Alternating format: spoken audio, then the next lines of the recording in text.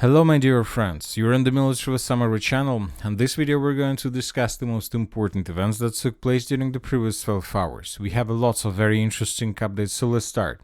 And first we're going to finalize about talks that took place yesterday on the territory of Istanbul between the Russian and Ukrainian delegations. Today both the Russians and the Ukrainians made several statements regarding the results of those talks. Russia and Ukraine will present their vision of a possible future ceasefire in detail, after which the negotiations will continue. Head of the Russian delegation Medinsky: direct negotiations with the Ukrainian side have just ended. We are satisfied with the results and we are ready to continue contact. So as we can see, the Russians were very satisfied with the results of a negotiation process.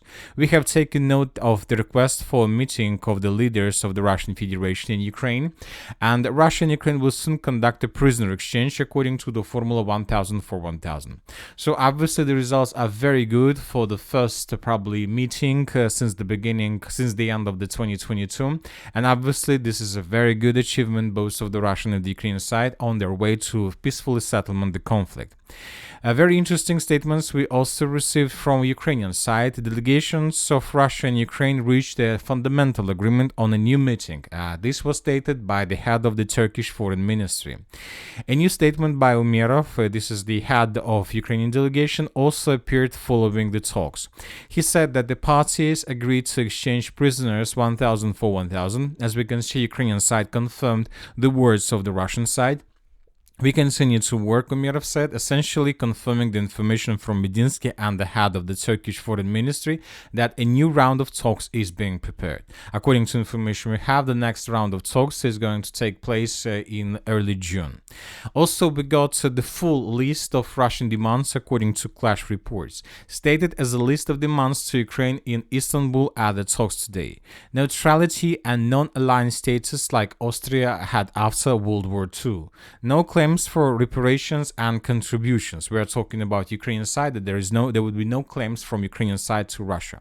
Recognition of Crimea and new regions, no obstacles to recognition by other countries from the Ukrainian side.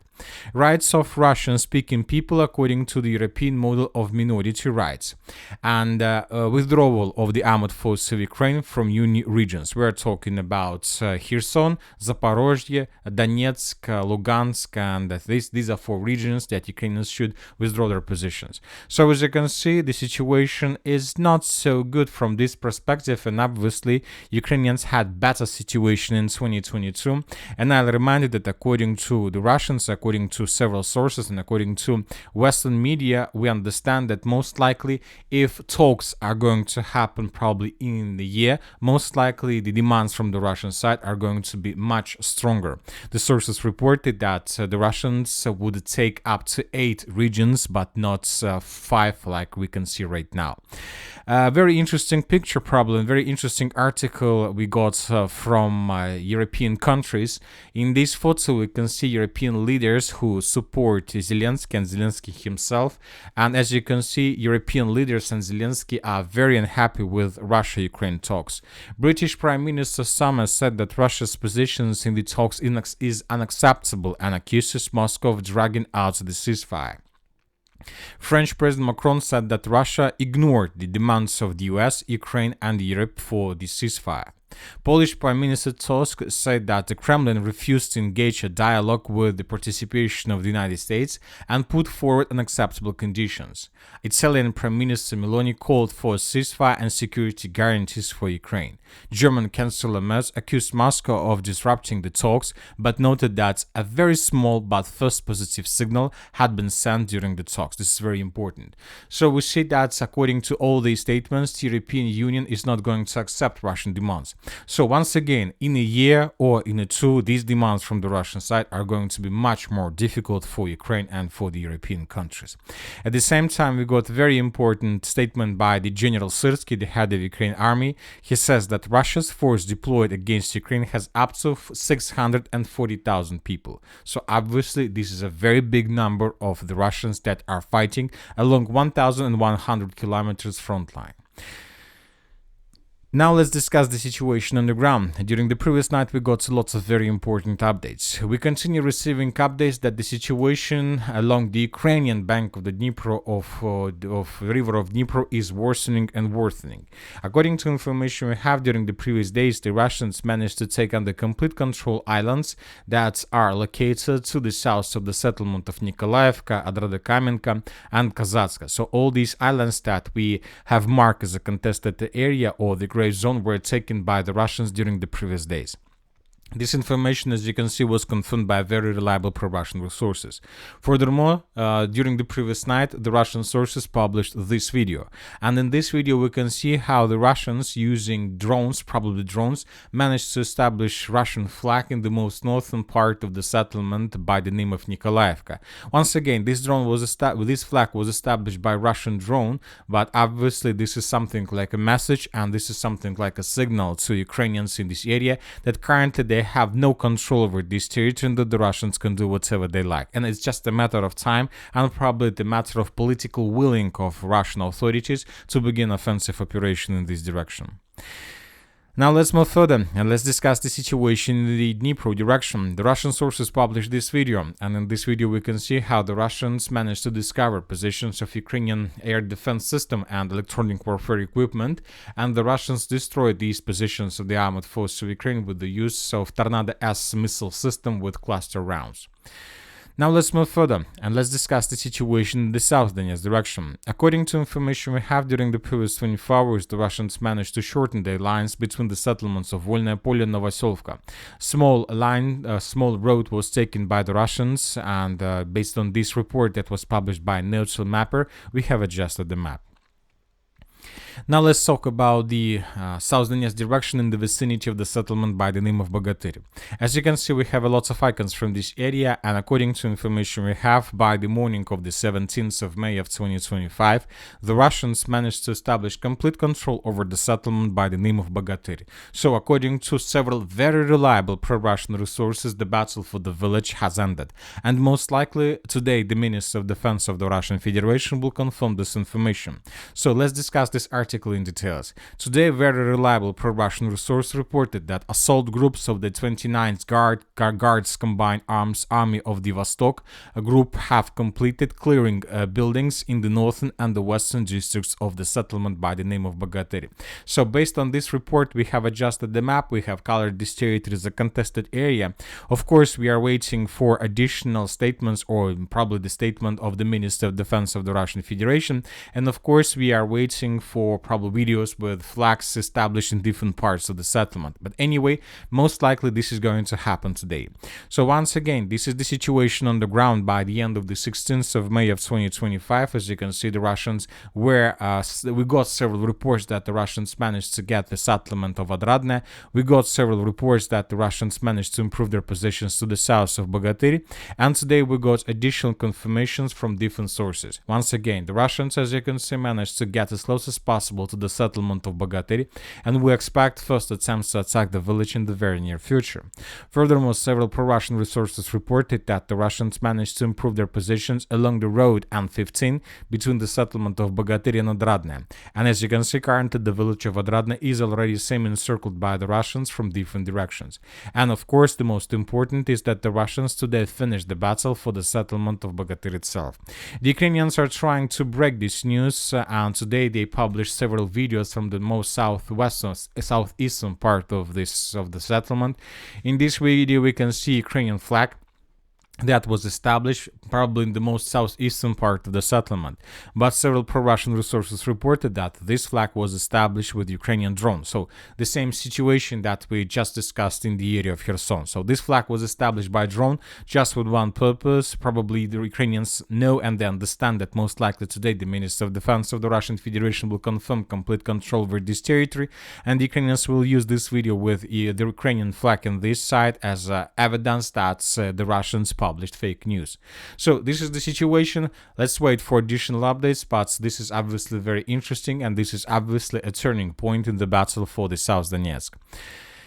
Furthermore, we got very interesting details in the Alexeyevka direction. Right after the fall of the settlement of Bahatyr, the Russians intensified their activities in the direction of Alexeyevka, and the Russians began assault operation with the purpose to cut these lines, to cut these territories, and to get as close as possible to the settlement of Alexeyevka from the north and from the northeast. So we have several adjustments on map that were published by several pro-Russian resources, and we have this video where we can see how Ukrainians from the 35th Marine Brigade were attacking Russian soldiers in this area. So based on this video, we have made small adjustments on map, and we see that most likely the battle for Alexeyevka has begun. Now let's talk about the Pakovs Direction. We have lots of very interesting updates. The Russians, had reminded, according to several sources, managed to improve their position significantly in the southwestern part of the settlement by taking under complete control the village of Zverova and several company strongholds around this area. And today we got reports that the Russians continue their offensive operation. Currently the Russians are focused on several strongholds of the armed forces of Ukraine that the Russians are trying and planning to take under complete control. In this video we can see how the Russians were trying to destroy one of the strongholds in the Pakovs Direction, and in this video we can see how the Russians were destroying buildings on the territory of the settlement of Leontovichi. So based on this video we came to the conclusion that most likely the Russians are going to attack this stronghold.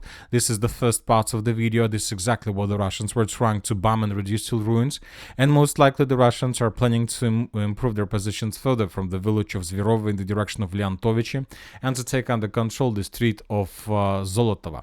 So this is the purpose of the Russians, and we see that most likely they will try to maintain the lines and to shorten the distances in this area with the purpose to create a very powerful stronghold in the southwestern part of the city of Pokrovsk, and they're going to use this base, this foothold, for further offensive in the direction of the central part of the city itself and the Pokrovsk agglomeration. Now let's talk about the Kibanka Direction. We have lots of important updates. Today several pro-Russian sources reported that the settlement of Novopoltavka was also taken by the Russians completely. So according to this update, the Russians managed to get the most northern part of the village. So most likely today or the day after we're going to receive additional changes on the ground and additional articles published by different sources, and we will color the area in the Russian favor. At the same time, the armed forces of the Russians continue offensive operation inside of the Kibanka pocket, advancing exactly in the western direction, because according to information we have, the Ukrainians since the beginning of 2014 haven't managed to create even a single stronghold in this area. So the Russians face no barriers in front of them, and that is why this allowed them to move very fast and to improve their position significantly from day to day. So we will not probably rewind the dates, but obviously the progress in this direction is the biggest progress along the entire line of combat contact. So several sources reported that the Russians managed to shorten the distances and to get very close to the village of Gnatovka and to the village of Yablunovka. At the same time, the Russians use significant number of drones that are flying above Ukraine positions and that are clearing the roads of Russian offensive right before the Russians begin another, let's say, wave of attacks. Furthermore, we got reports that Ukrainians abandoned completely their positions in the most southern pocket. So the Ukrainians managed to withdraw their forces towards more reliable positions. So this situation on the map be by the end of the 16th of May of 2025, and this is the situation by the beginning of the 17th of May of 2025. The Russians cut this pocket and the Russians continue advancing further in the northern direction. We are waiting, of course, for additional flags or for additional articles, or we are waiting for additional video published maybe by some pro-Russian resource. Now let's talk about the Konstantinovka direction. According to information we have, the Russians managed to improve their positions in the vicinity of the southern Delievka. In this video we can see a group of sabotage and reconnaissance forces of the Russian Federation that were under very heavy attack of Ukrainian drones. This episode took place exactly in this area, and based on this video we have adjusted the map. So we see that the Russians are trying to finish the battle for the southern Delievka and to establish complete control over this territory. Furthermore, as you can see, the Russians are trying to get as close as possible to this company's stronghold that is located to the south of the settlement of northern Delievka. So the battle for this stronghold is ahead of us. As soon as the Russians take under control this territory, they will improve their position significantly. When talking about the city of Chasiv Yar, we continue receiving updates that there are still very heavy clashes for the central part. Today, several neutral mappers adjusted their maps, but according to them, there are still several pockets of resistance of the armed forces of Ukraine in this area. So based on this video, based on this article, we haven't adjusted anything, but we are keeping in our minds that most likely there are still clashes in the central part, in the citadel of the city of Chasiv Yar.